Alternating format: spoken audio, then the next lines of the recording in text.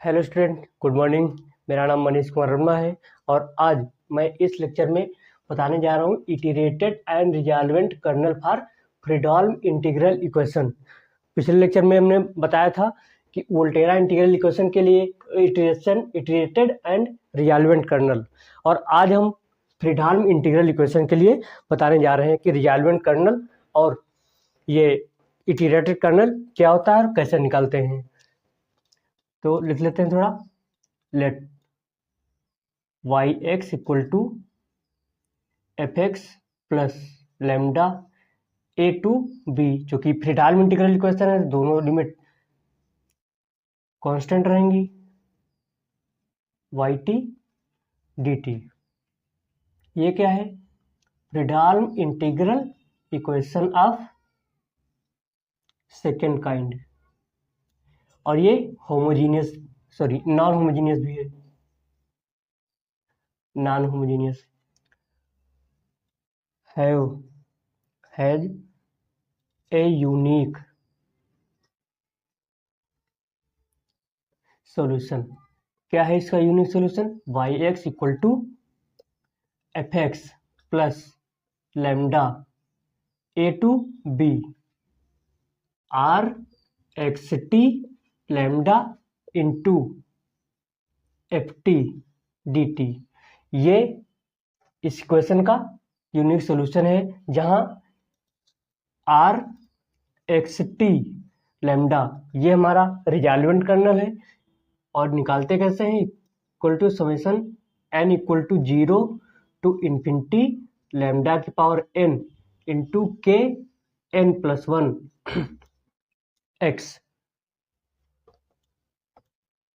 X T.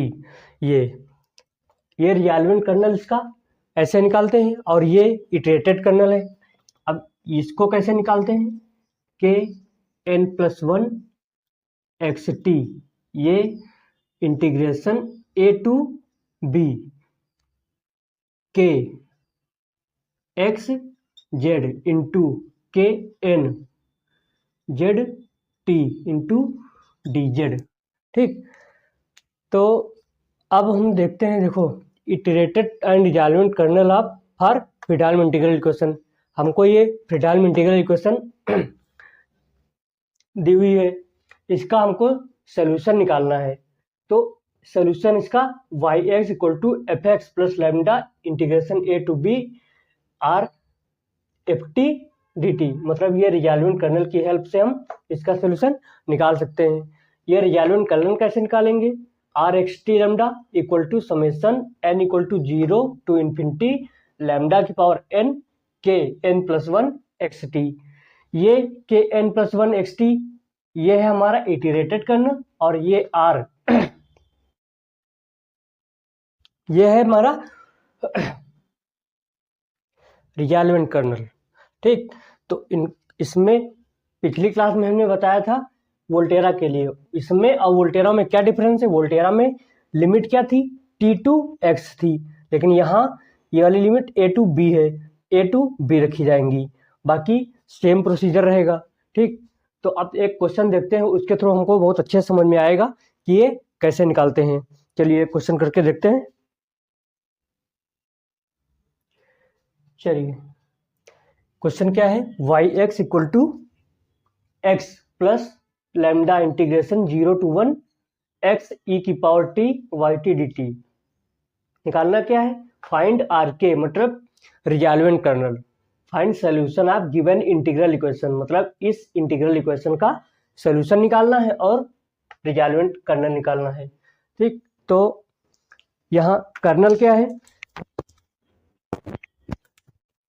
Colonel k x t is equal to x e की power t, और resolvent colonel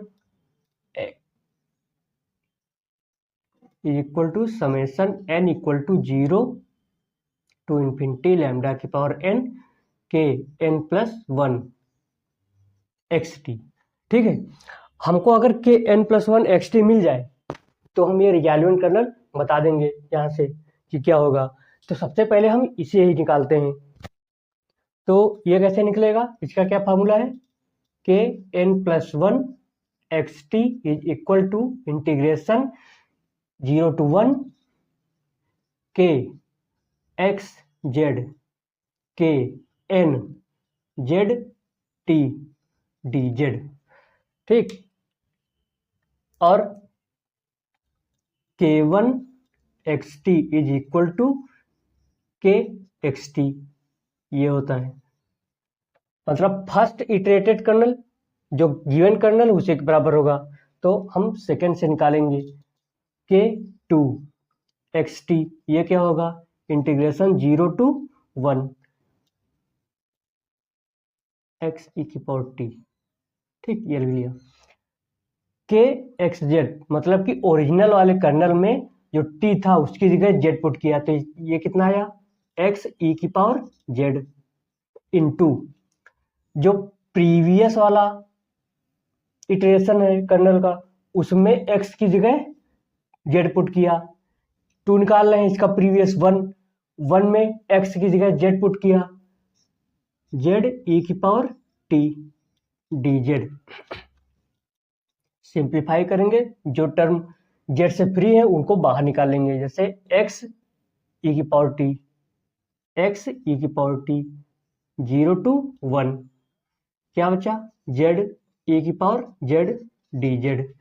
इसको by part integration करेंगे, x e की power T, इसको रोकेंगे, इसका integration limit 0 to 1 minus integration 0 to 1, इसका differentiation 1, इसका इंटीग्रेशन ई की पावर जेड, ई की पावर जेड। इसमें लिमिट रखेंगे, इसमें लिमिट 1, तो यह बचेगा ई, फिर माइनस 0 आएगा। अब माइनस ई की पावर जेड का इंटीग्रेशन ई की power z, limit 0 to 1 x e की पावर टी, यहाँ से ई, यहाँ से लिमिट रखेंगे तो ई माइनस 1। ठीक, अब ब्रैकेट खोलेंगे जब, तो ये माइनस का हो जाएगा, ये प्लस हो जाएगा, ये ब्रैकेट खत्म, ये इससे खत्म, बचा कितना, एक्स ई की पावर टी, मतलब K2 भी एक्स ई की पावर टी ही आया।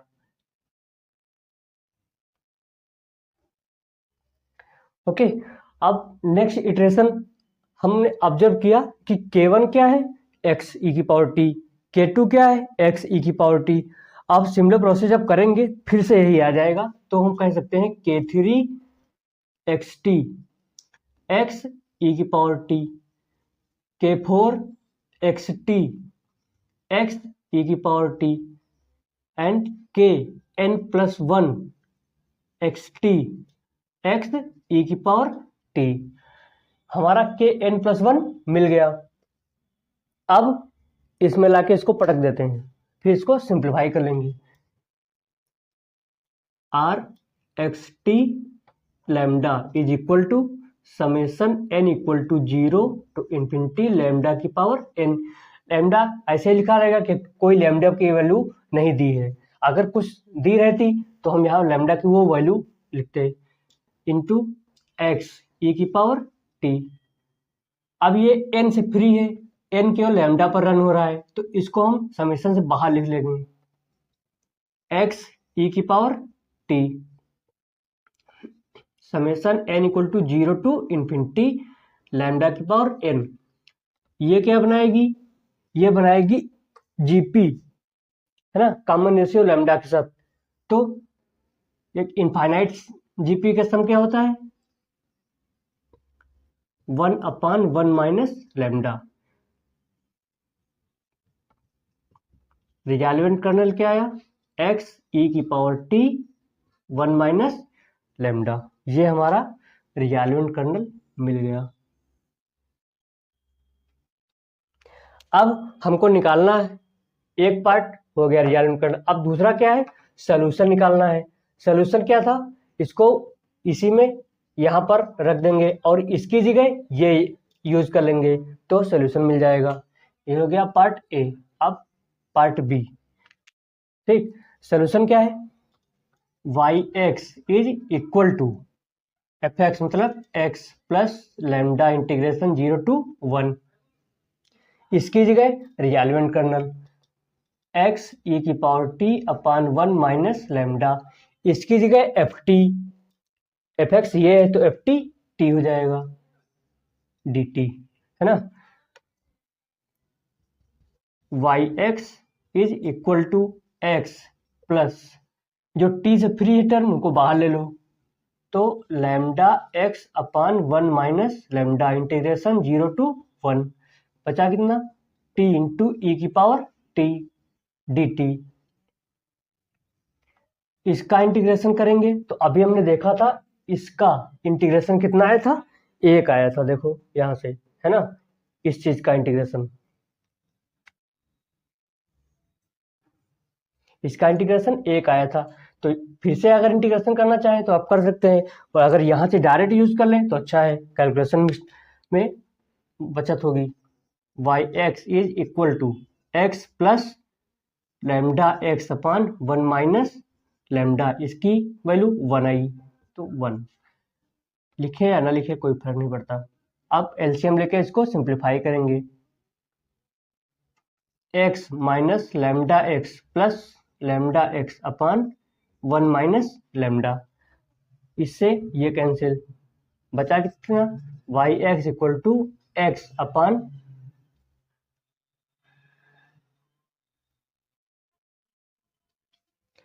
तो सोल्यूशन क्या आया, y x equal to x upon 1 minus lambda.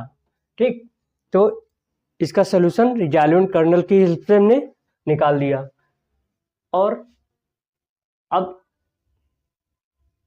कई और एक मेथड है, वो अगली क्लास में बताएंगे, बट उससे पहले हम दो थ्योरम बहुत इंपॉर्टेंट है वो देख लेते हैं। तो चलिए, कहाँ गया,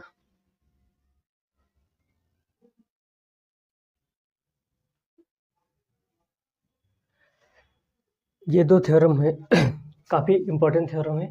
तो पहली थ्योरम है फ्रीडहाल्म इंटीग्रल इक्वेशन के लिए, और सेकंड थ्योरम है वोल्टेरा इंटीग्रल इक्वेशन के लिए।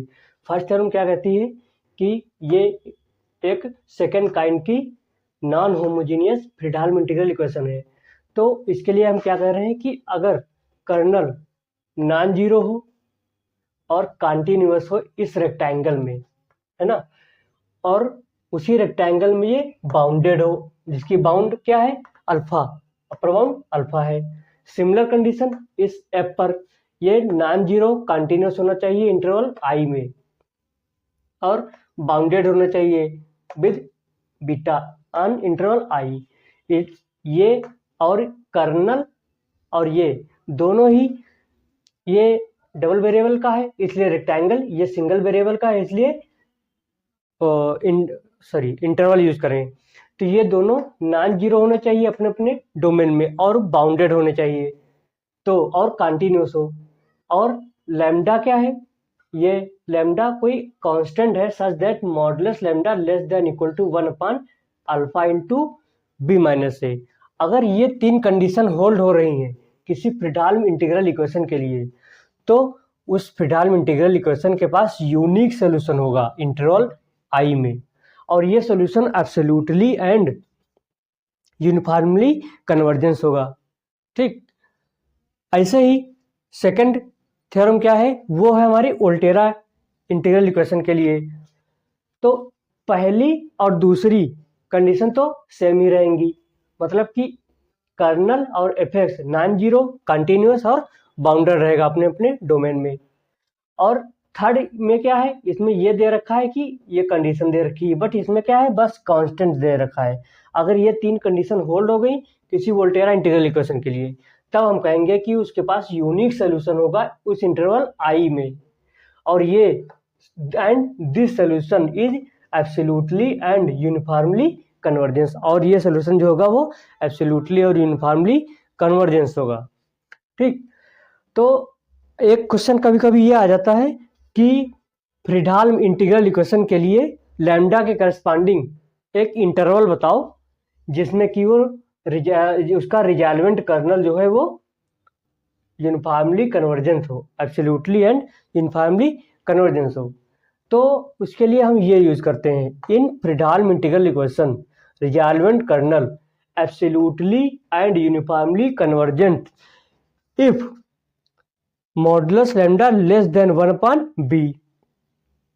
ठीक, लैम्डा की मॉडुलस 1/b से कम है तो उस फ्रीडॉल्म इंटीग्रल इक्वेशन का resolvent kernel uniformly and absolutely convergent होगा।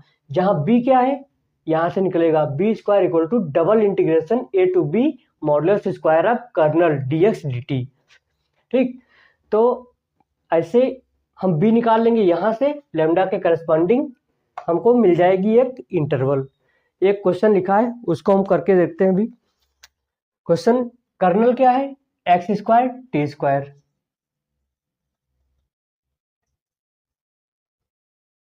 के x t, x square t square, हमको ये निकालना है इंटरवल। तो इसके लिए हमको b चाहिए। b कहां से मिलेगा, b square equal to double integration limit 0 to 1 0 to 1 0 to 1 modulus x square t square का स्क्वायर dx dt। अंदर स्क्वायर है, कुछ भी फर्क नहीं पड़ता है, मॉडुलस खोल देंगे डायरेक्ट वो एक्स स्क्वायर टी स्क्वायर ही हो जाएगा। यहां से double integration 0 to 1 0 to 1 x modulus खोलेंगे, ऊपर स्क्वायर लगाए तो एक्स स्क्वायर का स्क्वायर एक्स की पावर 4, टी स्क्वायर का स्क्वायर टी की पावर 4 dx dt। और इसको इंटीग्रेट करेंगे तो हमारा कितना मिल जाएगा, ये मिल जाएगा, इसको इंटीग्रेट करेंगे 1/5 तो यहां से हमारा क्या मिल जाएगा 1/25। b स्क्वायर मिला 1/25 तो b कितना मिलेगा, b equal two plus minus 1/5 है ना। तो b हमारा प्लस माइनस 1/5 मिल गया। तो b हम निगेटिव नहीं लेंगे, तो b निगेटिव नहीं लेंगे, b इक्वल टू 1/5 प्लस का हम क्यों नहीं लेके चलेंगे, क्योंकि यहां से कह रहा है कि modulus lambda less than 1/b। अगर b निगेटिव ले लिए तो किसी का मॉडुलस किसी निगेटिव नंबर से कम हो ऐसा पॉसिबल नहीं है, इसलिए हम b निगेटिव नहीं लेंगे। तो b हम लेंगे 1/5, b 1/5 लेंगे तो लैम्डा क्या आएगा, मॉडुलस लैम्डा लेस देन 5। ये हमारा लैम्डा के करस्पॉन्डिंग इंटरवल मिल गया -5 to 5। जिस इस इंटरवल में इसका रिजॉल्वेंट कर्नल जो होगा वो एब्सोल्युटली एंड यूनिफॉर्मली कन्वर्ट करेगा। ओके,